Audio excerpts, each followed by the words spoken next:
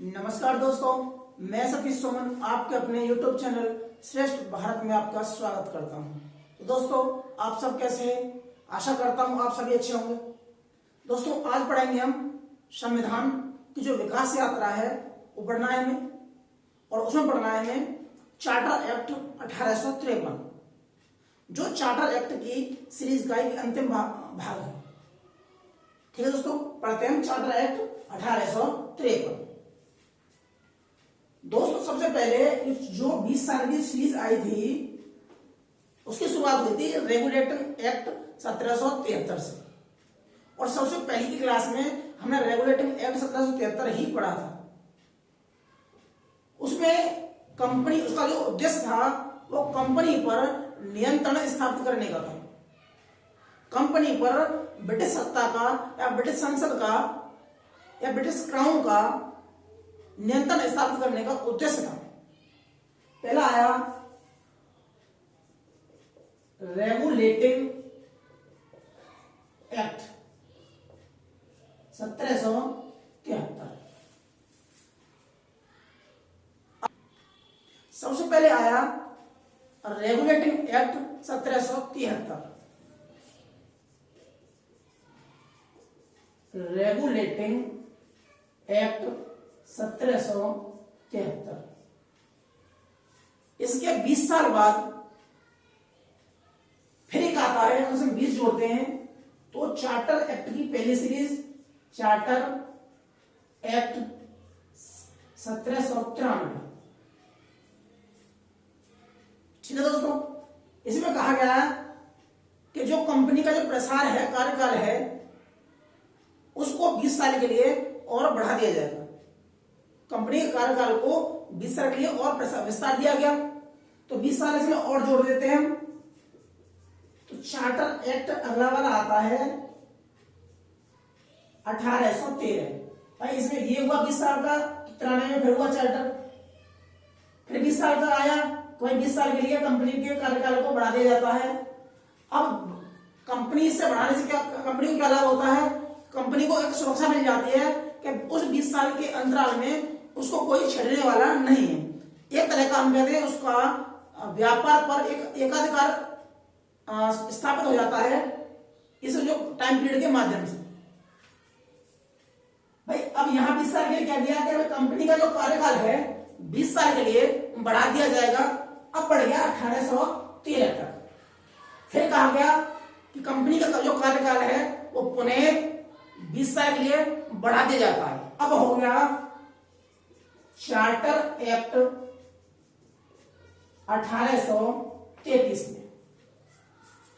ठीक है दोस्तों, अब हम कहेंगे जो चार्टर एक्ट की सीरीज का एक तरह से अंत भी कहते हैं, क्योंकि यहां को जो प्रावधान था उसमें लिखा गया कि ये अब 20 साल के लिए बढ़ाया जाता है। तो कब था इसमें कि अब ये 20 साल के लिए बढ़ाया जाता है।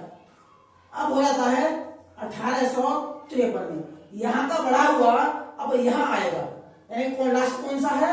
लास्ट कानून ये है 1833। इसमें कहा गया कि कंपनी का जो कार्यकाल है वो 20 साल के लिए बढ़ा दिया जाएगा, लेकिन इसमें नहीं कहा जाता। तो ये अंतिम सीरीज है, वो है हमारा चार्टर एक्ट 1853। तो उसके प्रावधान क्या है? तो पहला लिख लेते हैं, कंपनी के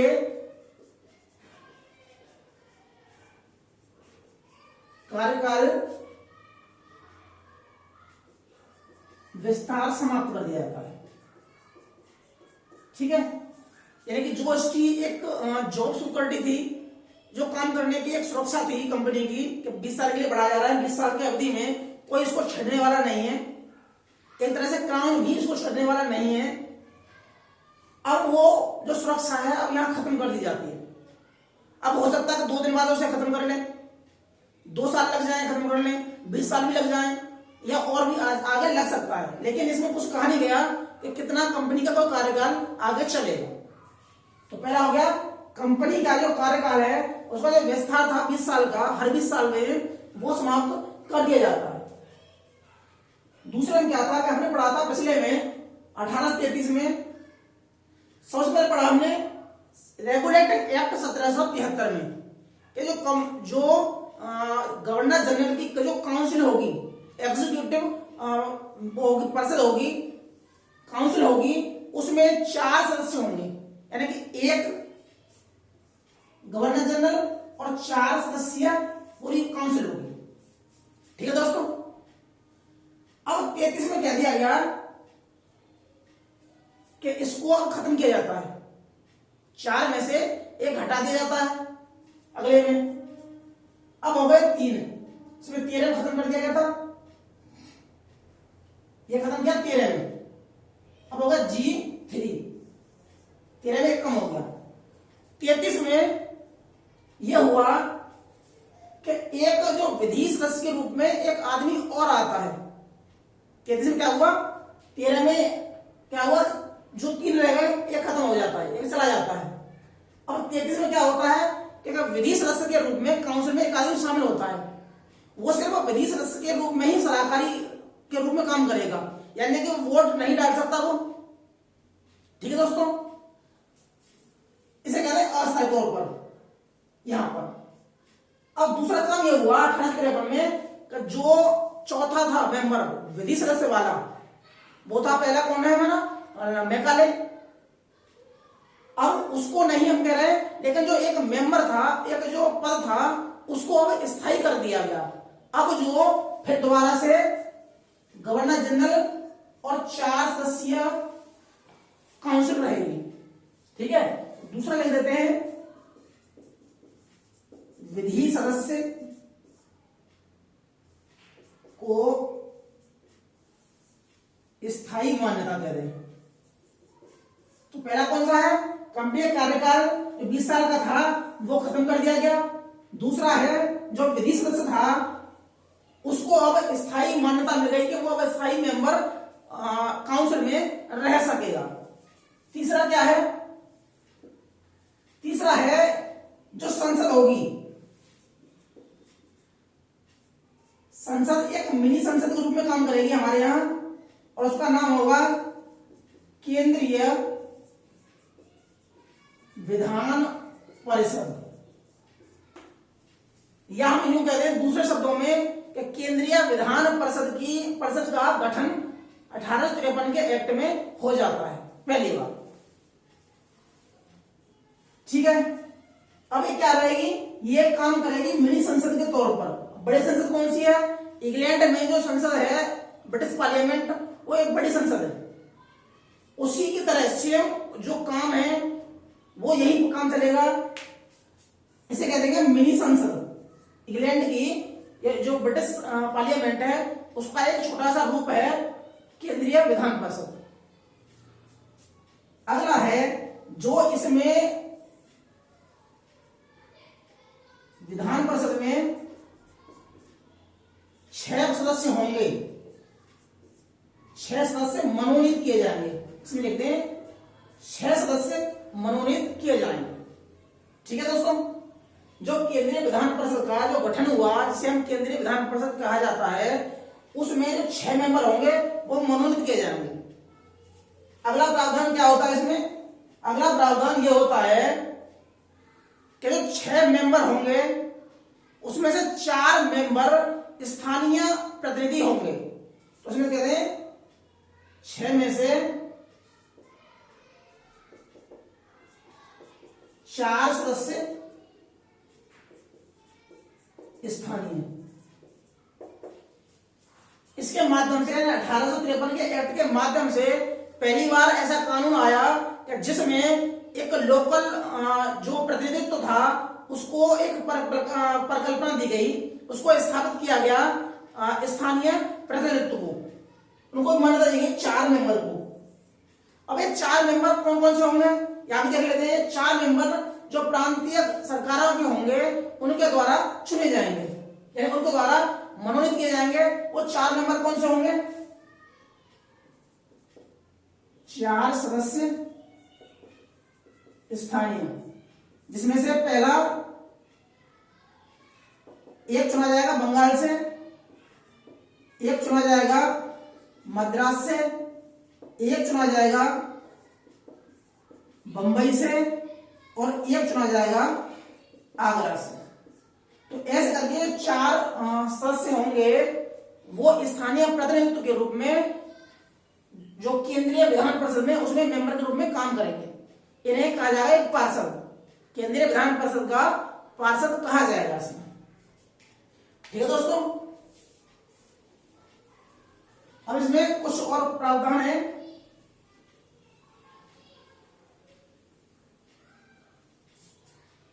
अगला प्रावधान ये होता है इसमें, जो बीओडी था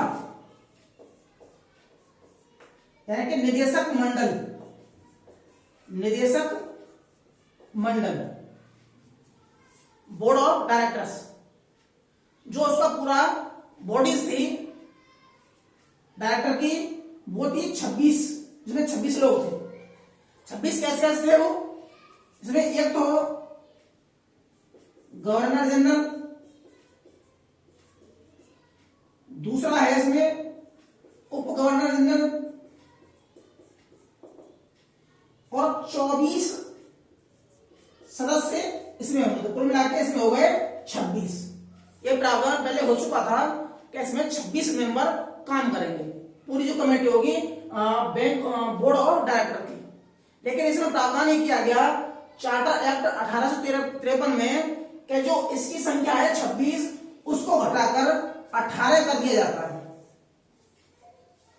26 को घटाकर 18 कर दिया जाता है। इसमें क्या रहेगा कि एक गवर्नर जनरल रहेगा, एक उप गवर्नर रहेगा, और 16 मेंबर सदस्य रहेंगे इसमें। ठीक है दोस्तों, तुम्हारा पहला क्या है कि कंपनी कार्यकाल को यहां बढ़ाने गया यानी स्थगित कर दिया जाता है। दूसरा हमारा क्या है, जो विधि सदस्य था अब उसको स्थायी बना दिया गया। तीसरा क्या है इसमें कि केंद्रीय विधान परिषद की स्थापना की गई। चौथा क्या है इसमें कि जो उसके 6 सदस्य मनोनीत किए जाएंगे, जिसमें से 4 सदस्य स्थानीय प्रतिनिधित्व के रूप में चुने जाएंगे, जो बंबई है, मद्रास है, और आपका बंगाल है, और एक आगरा है। यहां से एक एक मेंबर चुन के आएगा। ठीक है, अगला क्या है कि जो बीओडी था बैंक ऑफ, जो बोर्ड ऑफ डायरेक्टर है, इसमें जो 26 मेंबर थे, इसमें 24 और 2 गवर्नर जनरल, अब उनकी संख्या को कम कर दिया गया। अब वो संख्या हो गई 18, यानी कि 2 + 16। ठीक है दोस्तों, एक और इसमें महत्वपूर्ण प्रावधान किया गया। अंतिम प्रावधान यह था कि हमने पढ़ा था पिछले में 1833 में कि जो सिविल सर्वेंट होंगे उनकी प्रतियोगिता की जाएगी, यानी कि वो एग्जाम के हिसाब से, एग्जाम के आधार पर, प्रतियोगी परीक्षा के आधार पर चुने जाएंगे। लेकिन जो कंपनी में अधिकारी हैं वही वहां संसद में अधिकारी हैं, तो इस वजह से ये वाला जो प्रस्ताव है वो निरस्त हो जाता है। लेकिन इसमें दोबारा से यह प्रस्ताव आ जाता है कि कुछ सीट हम भारतीयों को भी देंगे, उनको भी देंगे जो खुली प्रतियोगिता के माध्यम से सिविल सर्वेंट बन सकते हैं। तो उसमें कहते हैं नागरिक सेवा के लिए खुली प्रतियोगिता। ठीक है दोस्तों, तो ये प्रावधान था कि नागरिक सेवा के लिए खुली प्रतियोगिता, उसमें कुछ रहेंगे, उसको इसमें मनोनीत किए जाएंगे, यानी कहते हैं नियुक्त किए जाएंगे। इनका कंपटीशन नहीं होगा, लेकिन कुछ सीटें कंपटीशन से भरी जाएंगी, इसमें होगी खुली प्रतियोगिता। अब भारतीयों को आईएएस बनने का या आईसीएस बनने का यहां मौका मिल जाता है, जो उनका एक द्वार है, एक रास्ता खुल जाता है चार्टर एक्ट 1853 के माध्यम से। एक बार हम दोबारा देख लेते हैं इसे। जो उसमें पहला एक्ट हुआ, इस एक्ट में जो पहला काम हुआ, ये जो कंपनी का जो कार्यकाल है उसका जो प्रसार हुआ है अब तक होता आ रहा है, वो अब समाप्त हो गया। अब कंपनी की जो सुरक्षा है काम करने की, वो यहां समाप्त हो जाती है। अब वो जो ब्रिटिश पार्लियामेंट कंपनी को कभी भी बुला सकती है, उसका कार्यकाल कभी भी खत्म कर सकती है। दूसरा क्या रहा इसमें, जो विधि सदस्य था उसको अब परिषद में एक स्थायी सदस्य के रूप में मान्यता मिल जाती है। तीसरा है इसमें कि जो विधान परिषद की गठन किया गया, इसमें 6 मेंबर मनोनीत किए जाएंगे। 6 मेंबरों में से 4 जो मेंबर होंगे वो स्थानीय प्रतिनिधि होंगे। इनमें से एक कलकत्ता बंगाल का होगा, एक मद्रास का होगा, एक बंबई का होगा और एक आगरा का होगा। और ऐसा प्रावधान पहली बार हुआ है कि स्थानीय बॉडी से 4 मेंबर या कुछ मेंबर चुने गए, मनोनीत किए जाएंगे। अगला क्या है कि जो बीओडी था, जो बोर्ड ऑफ डायरेक्टर की जो बॉडी थी, उसमें जो 26 लोग काम कर रहे थे, अब उन संख्या घटाकर 18 कर दी जाती है। इसमें से एक गवर्नर जनरल रहता है, एक उप गवर्नर जनरल रहता है और 16 अन्य सदस्य के रूप में काम करेंगे। इसमें एक अंतिम प्रावधान ये होता है कि जो नागरिक सेवा थी, यानी कि आईसीएस बोलते हैं, उसके लिए अब खुली प्रतियोगिता का प्रावधान कर दिया गया। अब इसमें कोई भी आदमी एग्जाम देकर आईसीएस बन सकता है। तो दोस्तों ये था हमारा चार्टर एक्ट 1853। तो दोस्तों जो हमारी वीडियो आपको कैसे लगी, अगर आपको अच्छी लगी हो तो उसे लाइक कीजिए, शेयर कीजिए, सब्सक्राइब कीजिए और जो बगल में बेल आइकन है उसे भी क्लिक कीजिए। और समय कमेंट करके बताइए कि आपको वीडियो कैसी लगी या कुछ कमी है, उसे हम कमी को दूर करेंगे। मिलते हैं अगली वीडियो में, तब तक के लिए जय हिंद, जय भारत।